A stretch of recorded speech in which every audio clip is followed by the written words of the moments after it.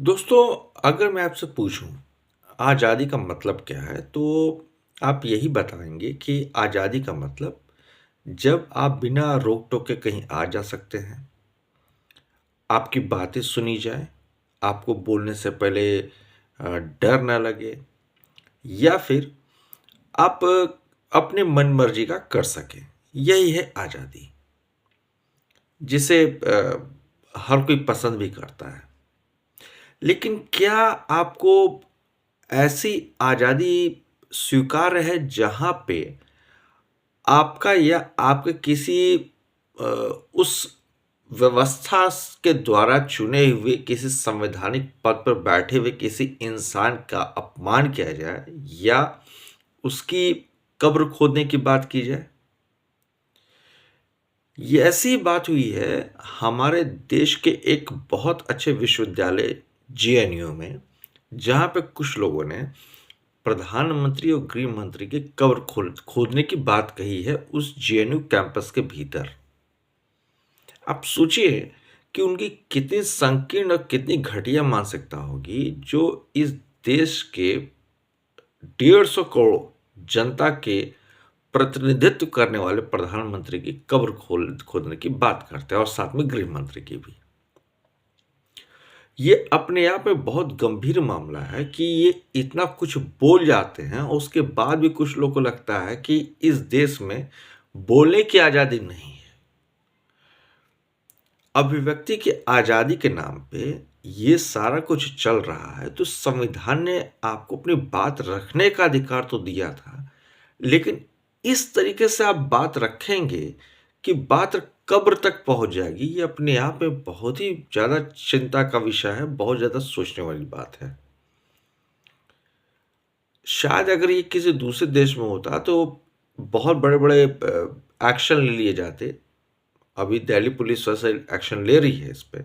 लेकिन फिर भी मैं ये कहूँगा कि ये कोई नई चीज़ नहीं है, पहली बार नहीं हुआ है।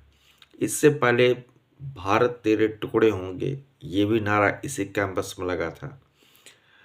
उम, अफ़ज़ल हम शर्मिंदा हैं, ये भी नारा इसी कैंपस में लगा था। मतलब ये अ, पढ़ाई-लिखाई की जगह है या नारेबाज़ी करने की जगह है, या फिर सरकार की जो व्यवस्था है, सरकारी व्यवस्था है, उसको गाली देने की जगह है, ये आखिर है क्या? मुझे तो कभी-कभी ऐसा लगता है कि ये कोई यूनिवर्सिटी ना होके कोई चौराहा है, जहाँ पे कुछ लोग अड्डेबाज़ी करते हैं और इस तरह की बातें बोलते हैं, और उन्हें ज़रा भी इस बात का इल्म नहीं है कि इससे कितना ज़्यादा एक गलत मैसेज आता है अंतर्राष्ट्रीय लेवल पे।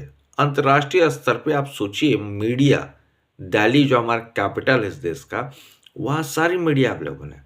वो जब कवर करेगी इसे, तो क्या रेपुटेशन रह जाएगी? लेकिन फिर भी इन्हें किसी बात का कोई शर्म नहीं है, और ये जो है इस तरीके की नारेबाजी करते हैं। इसलिए कहा जाता है कि आज़ादी पे अंकुश लगाना बहुत ज़रूरी है, और वो अंकुश लगाता है अनुशासन।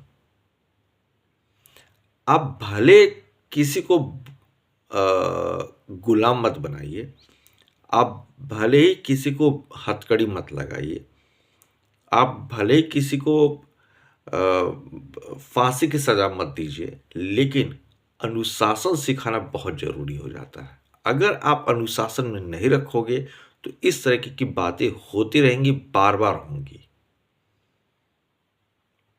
और ये पहली बार नहीं हुआ, जैसा मैं पहले भी कह चुका हूँ। आप देखिए इतिहास क्या रहा है। मतलब वो किस विचारधारा के लोग हैं, वो सब जानते हैं। वामपंथ जिस तरीके से हमारे देश में जो है वो किनारे लगता जा रहा है, बहुत सारे लोग को पेट में दर्द हो रहा है। लेकिन मैं यही कहूँगा कि आपकी विचारधारा कुछ भी हो, लेकिन इस तरीके की बयानबाजी करना, इस तरीके के नारे लगाना सिर्फ भारत में ही संभव है, जहाँ लोकतांत्रिक व्यवस्था है। इवन आप अमेरिका तक में भी इस तरीके के नारे नहीं लगा सकते, लेकिन भारत में चल रहा है। मैं यही कहूँगा कि जो इनके माँ-बाप हैं, कम से कम वो तो इन्हें बताएँ कि कितना गलत और कितना इनका रेपुटेशन खराब होता जा रहा है इन ऐसे लोगों का।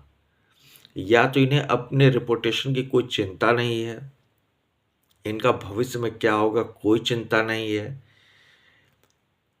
इनकी जिंदगी कहाँ जा रही है इसकी भी कोई चिंता नहीं है। कुल मिला के ये वो लोग हैं जिन्हें सिर्फ और सिर्फ सरकार, देश, देश की जनता, इन सबसे समस्या है और ये चाहते हैं कि किसी भी तरीके से हम इस देश की सत्ता पे काबिज हो जाए या हमारे जो लोग हैं वो इस देश की सत्ता पे काबिज हो जाए। जो भी मंशा हो, लेकिन कहीं से भी ये भारत के उभरते हुए भारत के जो विकास की रफ्तार है और भारत जो महाशक्ति बनने की सोचता है उसमें ये बहुत बड़ा काला धब्बा है अगर इस तरह की बयानबाजी पब्लिकली हो रही है और मीडिया के सामने हो जाती है और मीडिया देख रही है। वैसे आपकी इस मुद्दे पे क्या राय है जरूर बताइएगा। धन्यवाद।